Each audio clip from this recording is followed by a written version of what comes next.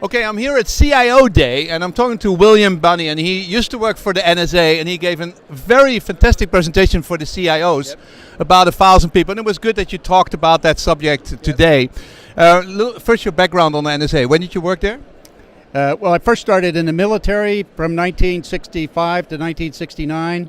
Then from 1970 on to 2001, I was a civilian working for NSA. Yeah. So it's about 36 years total. Yeah, 36. So you have a long experience.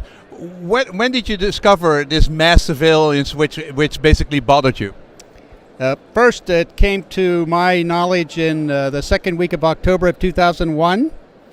And when I saw that, I immediately knew I couldn't stay there because it was a direct violation of our Constitution. You know, they were violating the First, Fourth, Fifth, and Sixth Amendment to the Constitution and any number of other laws in the United States, the Pen Register Law, the Electronic Privacy Act, Electronic Security Act, all the laws governing FCC regulations governing the telecom companies.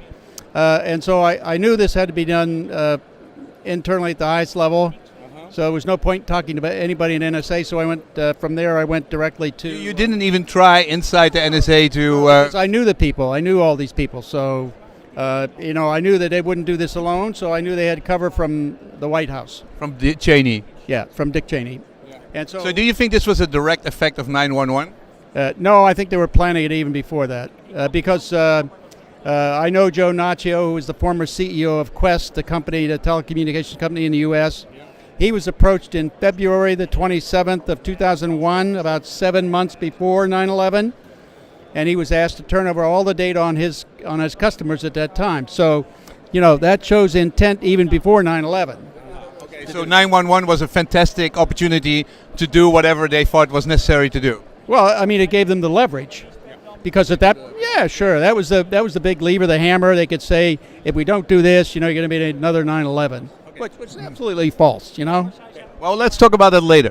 First, you described a little bit how the PRISM system works. Can you repeat that? I mean, where do they pull in? Where do they get the data, and what do they do with it? Well, there's several ways they get it. One, they go directly to the companies and ask for it, and they do that with some regularity, but it's still a minor part of the data they get. Yeah, but you had an incredible list of companies, including Microsoft, Cisco, all the big guys who are here. They were working with the NSA to provide data. Well, actually, they provide more the weaknesses to the systems to allow them to get into them. Now, what that means then is NSA has all these tap points in the network. They can go anywhere in the network and get anything they want. So they use that access to penetrate into the devices. So it's not necessary that the companies turn over the data. They basically work with people inside the companies so that they can with the weak system. And when they have a physical link, they tap everything and they basically can get the data. That's it. Yep. Okay. And you also had a lot of countries. I mean, the Netherlands was one of them. We were proudly there on a list of countries participating. On what level are we participating? Well, you see, I don't know exactly. That depends. That's basically worked out individually by agreements between the countries.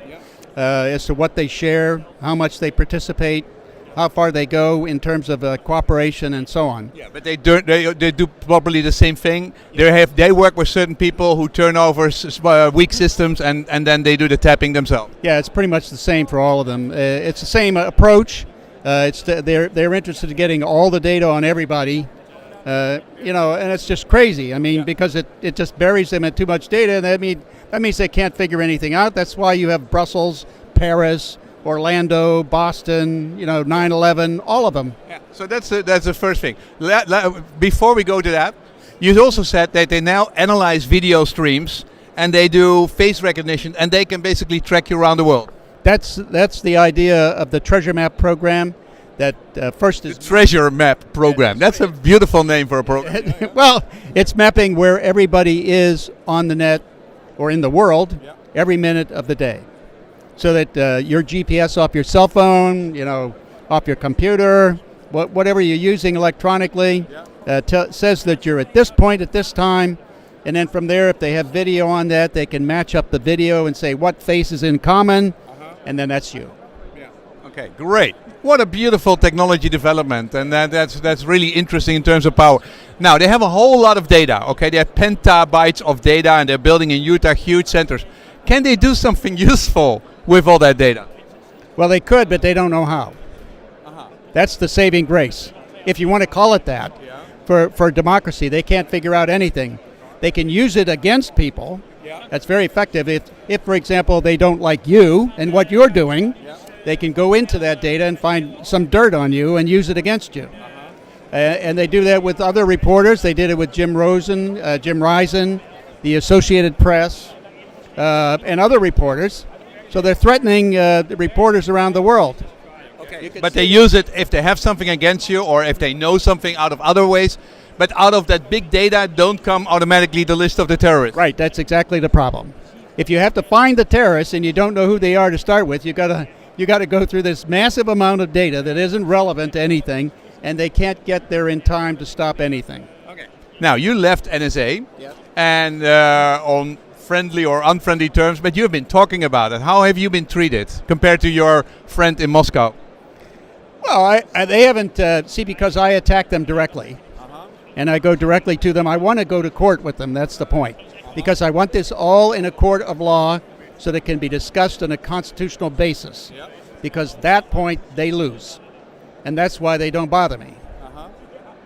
And I think, don't we have a president now who's a lawyer and who we respect very much in Europe? What is your opinion about how Obama treated this thing? He is fundamentally attacking all whistleblowers as much as he can. He has prosecuted more whistleblowers than the entire set of presidents before him. And he wants to silence them. And he's a constitutional lawyer. He knows that this is a direct violation of the Constitution, and he's doing nothing about it. Now, and is that pressure around him, or what is it? Well, but you see, his oath of office, let's remember that, is to protect, defend, and preserve the Constitution. And he's not doing any of that. So tell me, why do you think that is? Because all of the intelligence agencies want all this money to do all this big job, like collecting everything in the world. That takes an awful lot of money. But why doesn't he stand up to them? I mean, he's afraid of them. Really? Yeah, sure. I mean, the intelligence agencies are really having more control of the governments than the governments do of those agencies. Okay. And now they're mixing the police with them. So now you've got the police and the intelligence agencies, which makes a secret police. And so now they're a part of that organization. And so now this is getting more powerful. It's like J. Edgar Hoover on super steroids. You say you have about 50 people in Congress and a number of people who have a coalition who want to stop this. How is that coalition going? Actually, I think it's reasonably well. I mean, we're starting to get some action. Hopefully this year we'll be able to make some movement towards starting to stop this. In 2013, Representatives Amos and Conyers in the House put a bill on the floor of the House to try to stop the NSA bulk surveillance. It almost made it. It lost by 12 votes out of 435, which is not too bad. Now with the Trump administration, do you feel more positive towards them? Actually, I hope he comes in and says, you're fired to all of them, because they're all incompetent. They're all doing things for the wrong reason, and people die as a result of that. I mean, when you can't succeed at stopping threats, people die. And that's what's been going on. That's what happened in Paris, not once but twice. That's what happened in Brussels. That's what happened in Orlando. That's what happened in Boston, etc. All that money is basically thrown away and it's not producing any result. Exactly. And Trump might not want to deal with that. No, I think he of any of them would do that. I have more hope for him doing it, saying you're fired. Than Obama. Obama would never say that. He's doubled down on this whole process. Okay. Bush started it, Bush and Cheney, and Obama has doubled down on it. You are here now at 1,000 CIOs listening to your story. Normally it would always be with left critical society people, but here you are in the center of the automation. How are you treated in America? Do they have the same reception for you? Actually, I think I would say they do, especially when it gets... there's a movie coming out about me, by the way, in my experience in NSA. It's called A Good American. It's opening up it's playing now in Germany and Austria and Denmark, I think, and also it'll be opening here in the rest of Europe soon, if not already. It's in the UK and Scotland, and it'll be opening in the US. So you're being accepted in Europe. What about in America? Actually, the screenings that we've done of the movie in the US, it's been a really great reception. Okay. In fact, people are getting really angry over this, And in fact, when I leave here, I go to New York to have another screening with the Aspen Institute. And they were the ones that wanted to show it again to more people because they're so upset about it too.